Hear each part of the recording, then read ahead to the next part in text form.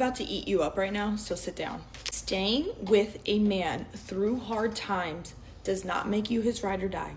It does not make you his home that he always comes back to. It does not make you God's strongest soldier, whatever you guys say. It makes you his biggest dummy. The thought process of staying with a man while he's at his worst was literally constructed by men.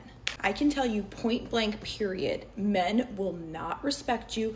You will show how little self-worth you have, because straight up, show me the man who's standing beside you. I can show you how much or how little you have self-respect. And yes, he'll want you to stay around because women are currency to men, period. Having you around benefits him. Having him around you only siphons your energy. You're going to be putting more energy towards that man, specifically if he's in hard times. You're going to want to put more energy toward him, try to build him up. All of that should be going into you, not to him. And men know that women have this maternal instinct, this, Barbara the Builder, as Shira 7 says, instinct to want to just fix them. Don't do that. Don't fix them. That's on them. They need to find their masculinity and go ahead and fix themselves. All I want to do is just give her a hug and say, "Who hurt you?" That's what it sounds like, man. Honestly, her whole monologue sounds bitter and one-sided. She's speaking as if every man who struggles is automatically worthless. And any woman who stays with him is a fool. That's not reality, man. I think she's projecting. A man's worst doesn't always mean lazy or abusive.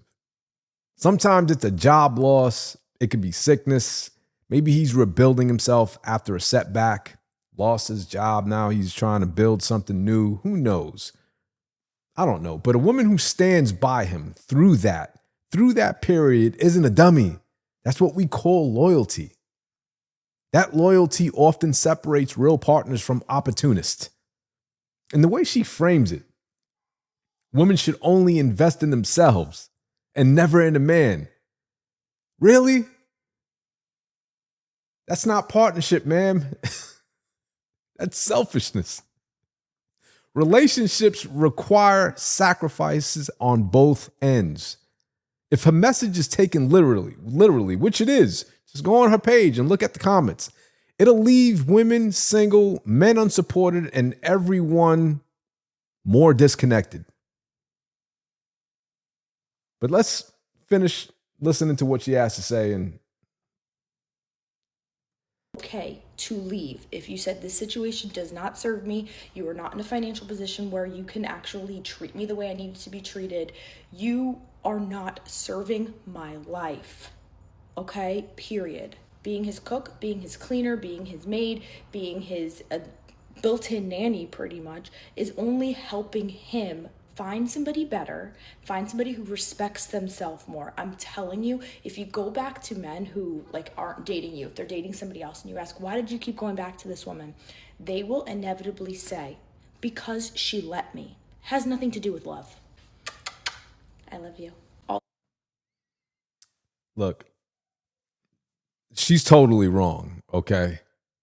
My opinion, she's totally wrong. She's speaking from a place of hurt or frustration with her own choices. Not universal truth, obviously. Her message is less about giving women wisdom and more about projecting her own frustrations. You know, what's crazy here, if you're paying attention, you'll understand that there's a lot of women who hit their late 30s without building a family or long-term partnership. They often double down on this kind of rhetoric. I didn't waste my time building up a man. I invested in myself. It's a coping mechanism because the truth is relationships do require sacrifice, patience, and sometimes standing by a man when he's down, period.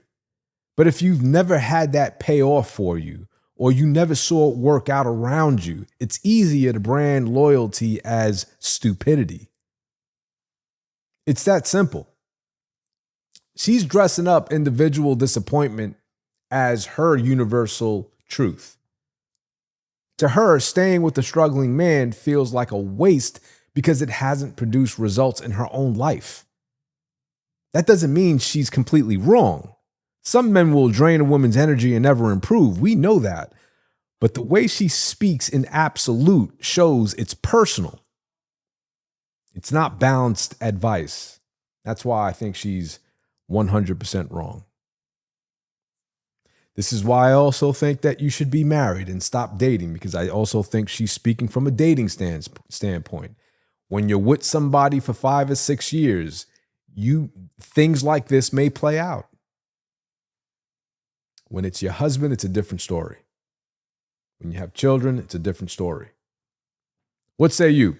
Leave it in the comments, everybody. I'll see you on the next one.